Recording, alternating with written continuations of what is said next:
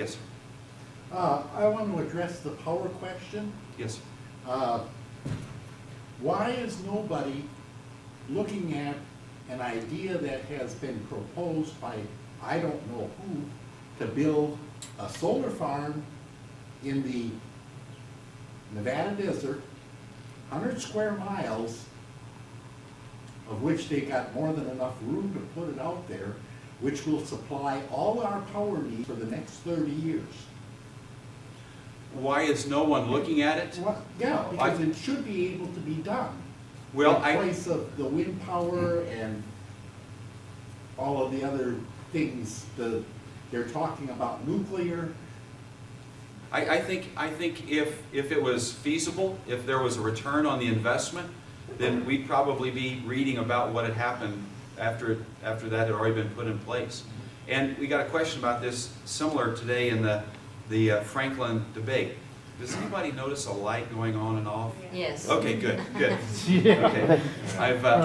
It's been a long campaign, but I just want to make sure that my senses are still. But we had this. The question was from the questioner: how are you going to move us toward a green economy? And so the premise of the question is faulty, I believe, because politically speaking, I don't think we're supposed to do that. The market will decide whether there is the proper basis for moving to any economy. And so if in this case 100 square miles of land is available and cheap, and the materials for the solar panels are cheap, and it's relatively easy to hook up to the grid and maintain the power levels necessary for significant high energy transmission and distribution of power, then that will happen. If not, if the market says no, but we do it politically, we can be sure that this decision will make us less competitive on the world market. And so I think that will happen at some point in the future when the market dictates that the return on investment will be sufficient for that investment. Until that time, I don't think that the government should make that political decision that the market is resisting at this point.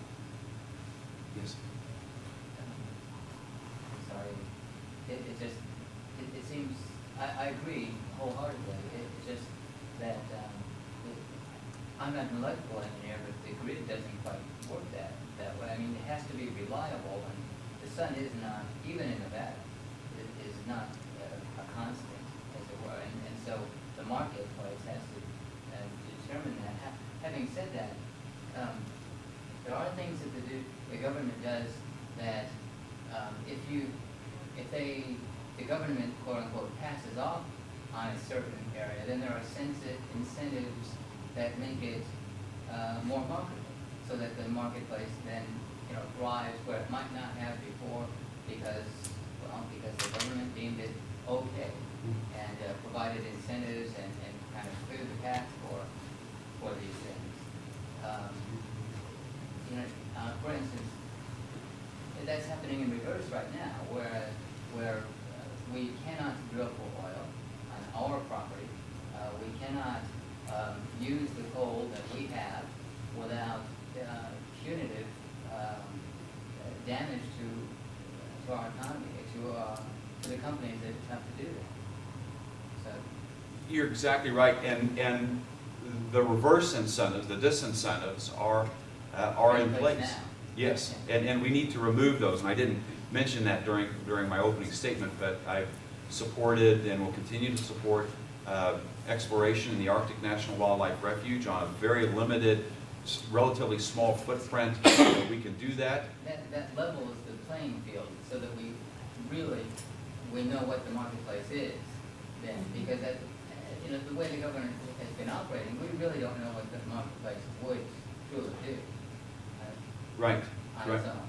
Exactly, and that's why we have to. The president has opened up limited exploration on the outer continental shelf. Well, I think we should open the entire shelf and let the market, let industry decide where is the best place to explore and ultimately the best place to produce. production on federally owned lands for oil, coal, and oil shale. We should be able to do that. And all this can be done, I believe, it's being done on private lands in an environmentally conscientious way. It can be done on publicly held lands as well. But you're absolutely right. We need to maintain that access to low-cost energy, and we can do it. And the alternative energy sources that we have that we're considering are not reliable for high, extremely high voltage, high energy power production and power consumption. Our grid is, as I understand it, as reliable as any in the world. But we're still getting, I mean, right now, you can see the light quivering as it kind of, and that's why you asked about the light Yes. flickering. And, you know, some of these alternative sources, as I understand it, would not provide that constancy that we expect and should expect. No. Manufacturing could not rely on ups and downs